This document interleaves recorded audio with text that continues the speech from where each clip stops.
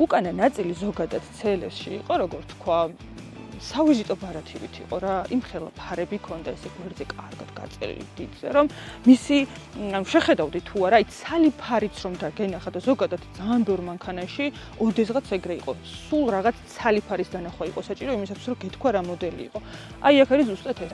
მის წინამორბედსაც, ანუ პირველ თაობასაც და მეორე თაობასაც ზუსტად აი ესეთი უკანა ნაწილები და ეხლა შეხედეთ ახალ CLS-ს. აი საერთოდ აღარაფერი აღარ აკავშირებს ამ მანქანას რომ ვუყურებ უკანა მხრიდან, ეგრევე GT და GTS-ი მახსენდება. სხვა არაფერი. უკან რო წარწერა არ გქონდეს, შეიძლება თუ ძალიან მახვილი თვალი არ გვაქვს, ვერც მიხვდე, რომ CLS-ზე არის საუბარი.